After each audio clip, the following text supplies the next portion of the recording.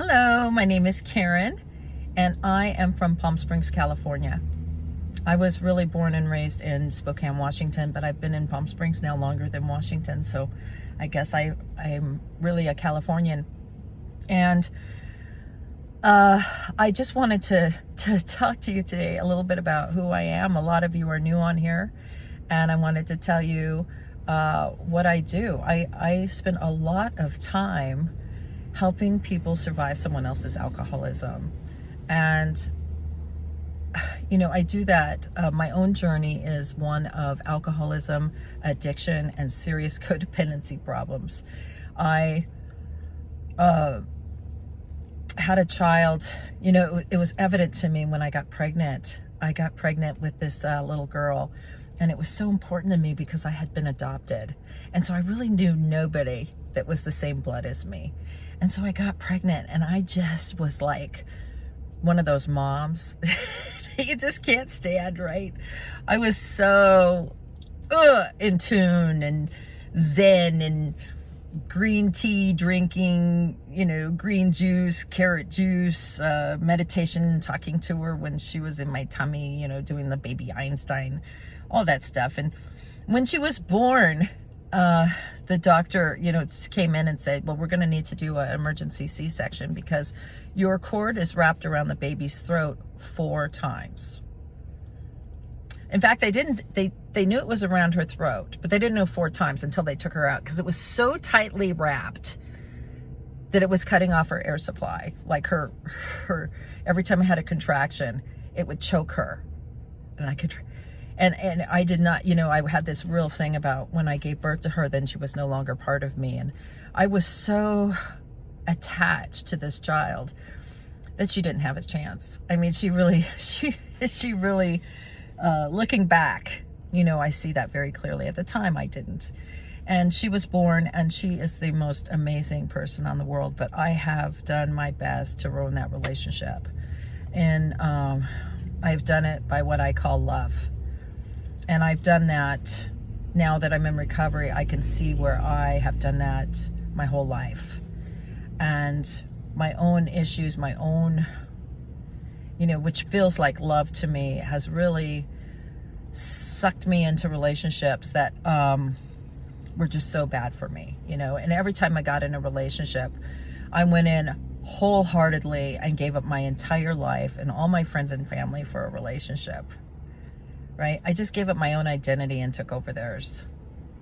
And then when it ended, I was absolutely devastated. I mean, I was so... It was almost like an addiction, because when I stopped, when they broke up with me, tried to cut me off their body and their life, I went through terrible, more than a breakup.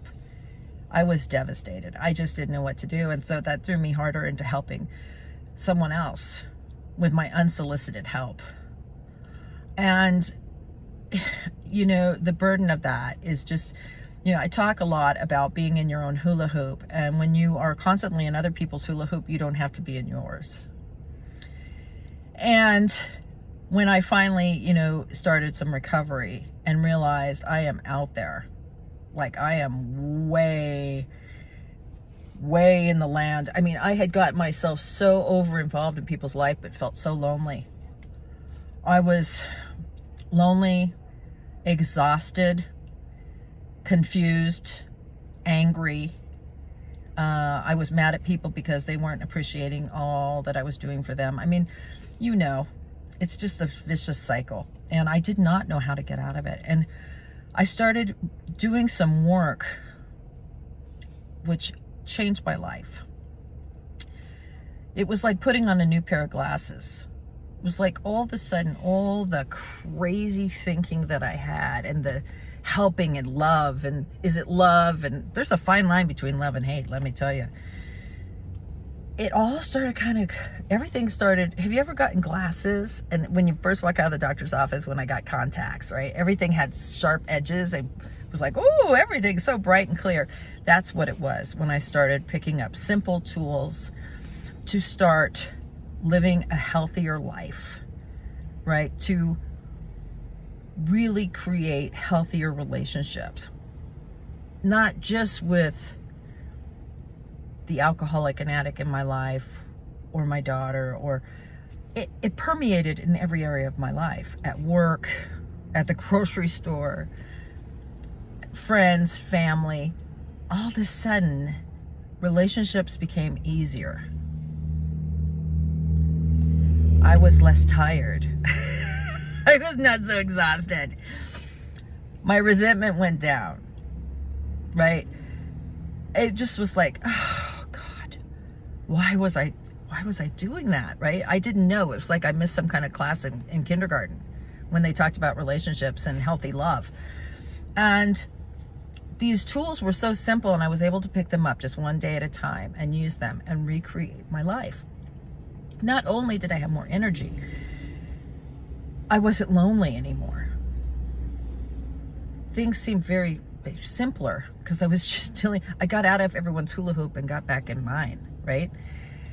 I started having some purpose in my life, some enjoyment. Things made sense, right? I wasn't going to a dry well for water anymore. And it seemed like as I progressed one day at a time, the bad relationships fell away on their own. I didn't have to cut anyone off. I didn't have to shut them out of my life. They just ended. And new relationships came in that were healthier, supportive, loving, kind, right? So it was like this natural transition that happened. And there was a huge side effect. The people in my life that I had been trying to help to the extent of almost killing myself actually got better. They started doing better once I left them alone, right? Once I figured, and my way of leaving people alone before was cutting them off. Get out of my house. I've done this for you and you're so ungrateful. And I didn't have to do that anymore. I was able to remain loving and kind and in a relationship, but stop the behavior that was stopping them from getting better themselves. It was really like magic. I had no idea it was going to be that simple. If I could just stop interfering in other people's consequences and their experience of life, the good and the bad. So, you know, it really came to my attention when I was running a treatment center, a substance abuse treatment center a few years ago, about 5 or 6 years ago now. And I could see clearly with the family. I worked with families one-on-one, and I thought to myself, boy, if I could just help the families. I mean, here we're focusing on the alcoholic addicts. But if I could help the families, we'd have less alcoholics and addicts to help. Like, that's part of the problem. And when I started seeing that, I really shifted my attention from helping the alcoholic addict to helping the family. And that's what I've done. And I've taken all this experience that I've had with my own experience, my professional experience, and I've put everything together and started helping people, mostly through an outreach on social media. But I've had so many people contact me from all over the world. And the time zones and the number of people that need help, and there's one of me, has made it impossible to continue on just that one-to-one. So I put together some courses, and I've put together some coaching programs, and I'll be launching those in just a couple weeks. If you are interested in any of that information, if you've been following me or you're new to me, and you want to get more support and information to change the relationships in your life, to survive someone else's alcoholism and recreate your life with healthy, satisfying relationships with yourself and with others, then DM me or put in the comments, I'm ready. Okay? And I'll make sure that you get invitations to anything that's coming out when I do my launch in a couple weeks. I love you all. Thanks.